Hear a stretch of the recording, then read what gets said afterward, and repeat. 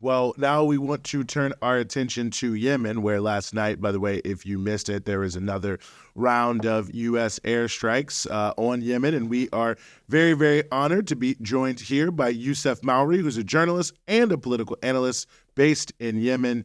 Yousef, thank you so much for being with us here on the show. My first question for you, another round of U.S. airstrikes on Yemen last night. What has the impact of these been on the Yemeni people? How are people feeling after having been attacked by the United States yet again? Well, I actually just came back from a wedding, and in fact, there was a lot of weddings here today in the capital, Sana'a. People were just going about daily life as they've experienced this before. 8 years of war led by the Saudi-led coalition. The Yemeni people, they've endured all types of crimes, atrocities, ranging from there's a quarter or a third of a million bombs that were dropped on the Yemeni people in 8 years of war. Not to mention, Yemen was considered the world's worst humanitarian crisis because of a blockade unlike any of its kind in modern day history. There was basically no food, no medical supplies, no basic essentials that were allowed into Yemen for 8 years straight. So I think the Yemeni people, they've experienced nature.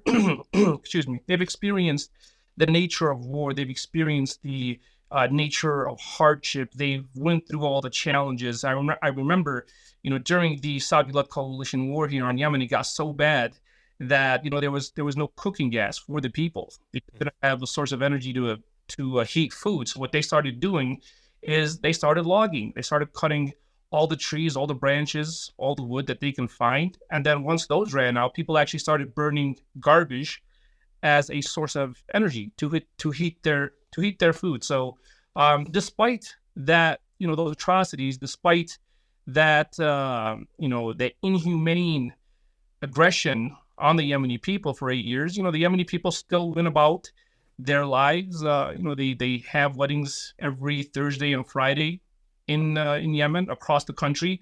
And like I said, I just came back from a wedding, and actually they were listening to the breaking news of U.S. airstrikes continuing on Yemen, and they, once they heard that breaking news, they did what they usually do. They chanted anti-U.S. and anti-Israeli slogans. So, and just based on, just to go based on what the Yemeni people are saying on the ground, right, including the Ansar Allah officials, they consider it. People don't understand.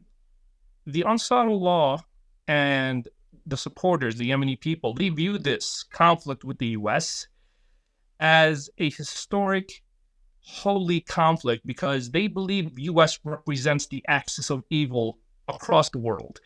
And the Ansar Allah leader last week, he mentioned, and he stated very clearly that the Yemeni people are honored to be at the forefront of this conflict against the U.S., against who they refer to as the Great Satan, because they believe that sooner or later it's either the free world or the Western hegemonic neo-colonial world domination that has existed in Yemen and across the Middle East for many, many decades now. So yes, the Yemeni people are, they're prepared. They've been through this before. And when we're talking about the military preparations that are undergoing on the ground, there's a lot of that happening. I don't know if you guys heard the speech today by the Ansar Allah leader, Sayyid al-Houthi. He basically said, the Yemeni people or the Yemeni army is continuing to develop weapons that the enemies of Yemen have not yet witnessed.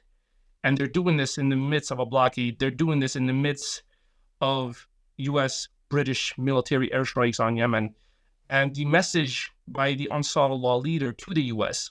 and to its partners is tread carefully, because the Yemeni people, he basically said this. He said that the Yemeni people are a nation of mujahideen. The Yemeni people are a nation of people who don't mind going to war if the cause is right, if it is for a good and just reason, which they believe that is the case. They believe in. I don't want to give you guys the opportunity to some questions at me, but they believe that this is a moral and humanitarian obligation to stand with the people of Palestine, essentially and ultimately to end the genocide that is happening. At the end of your previous guest, and she was very emotional explaining the situation that's happening on the ground, and that's the human nature. That's the goodness that exists in all, or if not most, of human beings. So it's said that the people of the free world cannot enact the good nature of the human morality by ending the genocide in Palestine, because we're being forced to continue witnessing genocide. For any moral, decent human being, that's not something that they can have a hard time sleeping at night about it. That genocide is actually happening in 24, and there's nothing we can do about it. So the revolution here in Yemen that was led by the Ansar Allah movement, it prioritizes, according to the Ansar Allah officials, it prioritizes bringing an end to Western injustice, not just in Yemen, but throughout the Middle East and throughout the Muslim world. Yousef, I think it's you said a bunch of really important things I'd like you to elaborate on, mostly in the context of after the U.S. and the British, with help, I think, from like the Netherlands and a handful of other countries, bombed Yemen. They did it twice, right? The reaction, I mean, first of all, the media in the U.S., as I'm sure you know, portrays Ansar Allah as some like rebel group that is not in charge of Yemen. They constantly just call it like Iran-backed like militia, basically, when actually it controls the majority of the country after this very, very long war. But there are other political factions. A few of them were actually backed by the U.S., by the Saudis, who, after the U.S. bombed, many of the leadership of those factions came forward and said, well, forget this. We're now just going to be on the side of Ansar Allah in this war. So I'm just curious if you could talk a bit about how the U.S. bombing Yemen last week actually solidified Ansar Allah's support across the country, and basically has people not deterred as the U.S. perceives it to be, like we're bombing you to deter you, but actually... Did we just lose him? No, I'm still here. Oh, you're still here. I know what that's like. No, I hear you. I live in Lebanon most of the time. That happens to me too. But basically, where I'm getting at is, could you talk a bit about how this is solidified support for Ansar Allah and actually support across the country for this humanitarian blockade they've inflicted in the Red Sea on ships destined for Israel? Yeah, so I think witnessing the massive support that the Ansar Allah movement has received, and I think that's mainly because of their hegemonic order or domination in Yemen and throughout the Middle East. You mentioned the what's all this commotion about the Houthis, Ansar Allah? Is it the Yemeni army? There's this narrative that's being parroted, obviously, by mainstream media structure that grew this Iranian-backed militia named the Houthis.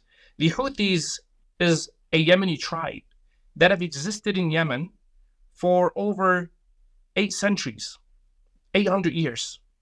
They have a long history, scholarly history in Yemen and influence in Yemen, way before there was the establishment of the Iranian Revolution, way before the Iranian government ever existed, right?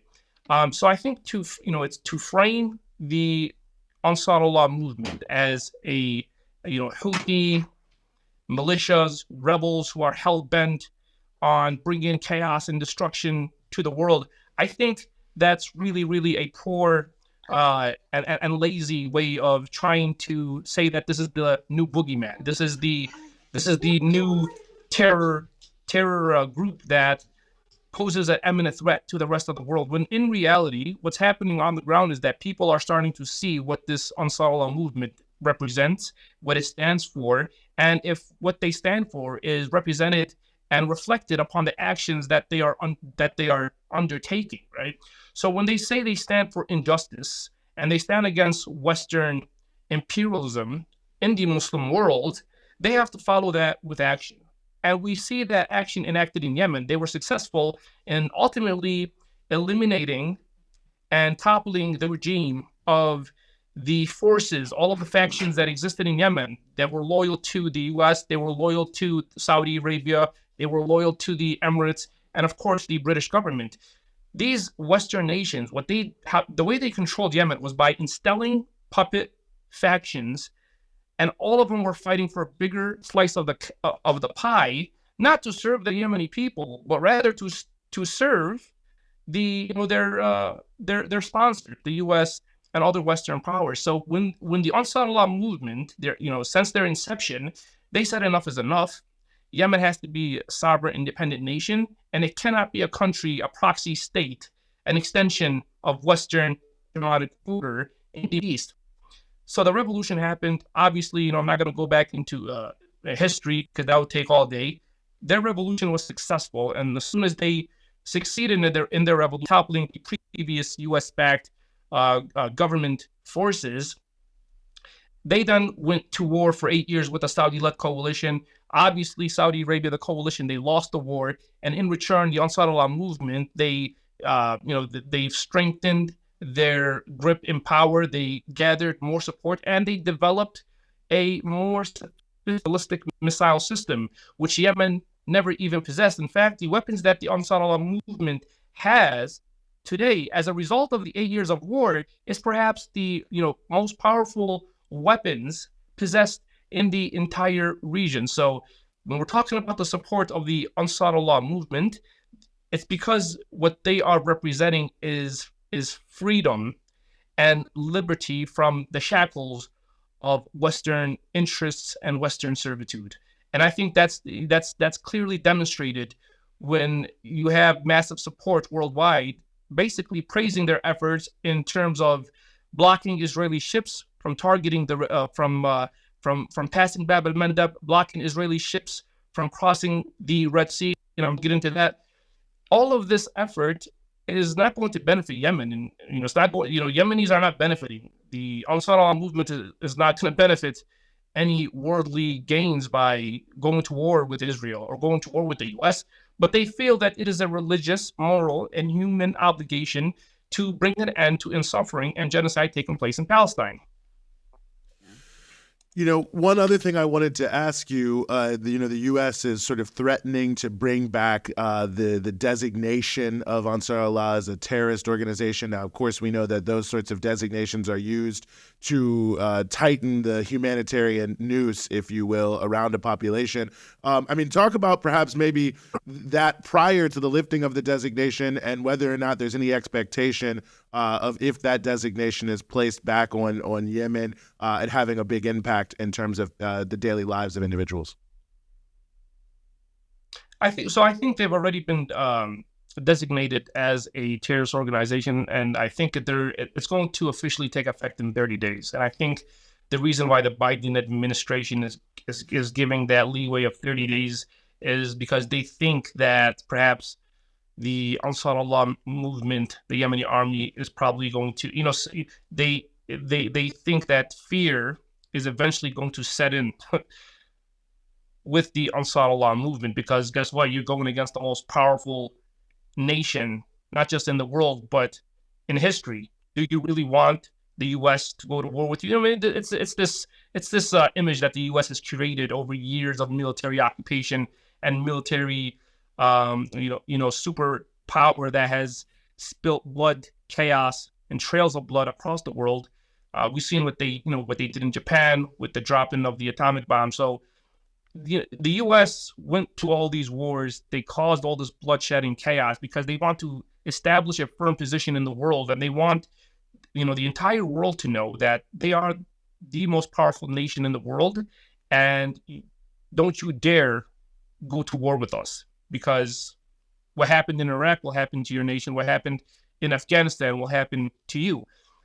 Forgetting the fact that the Yemeni people, it's a set of principles, I guess you can say, because when we're talking about going to war with Yemen, Yemenis are not going to war, to serve, a certain political system or a certain leader. They're going to war because they believe that it is a religious obligation. Yemenis are very, very intact with the Islamic religion. They hold dearly to Islam, and they believe that fighting in the path to rid people from oppression is an act that will ultimately grant them the ultimate price, which is entrance to heaven. This is the ideological, philosophical approach by the Ansar Allah movement. So, the strongest bond that any group of people can have is not the blood bond. It's really the ideological bond, a set of ideals and concepts that forms a society that fights and struggles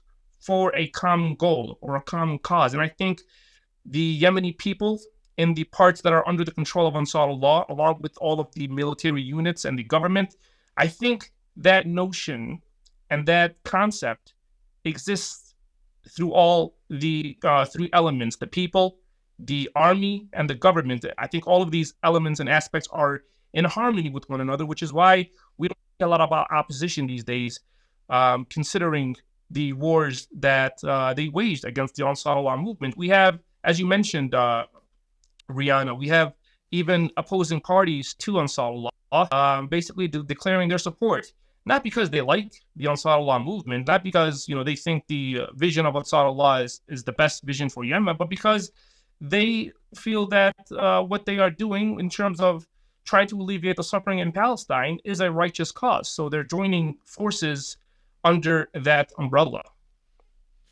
Well, we really appreciate you being willing to join us from there on the ground in Yemen and help us sort through all of this. Yousef Mawry, journalist and political analyst, thanks so much for giving us some of your time here on the Freedom Side. Thank you, guys.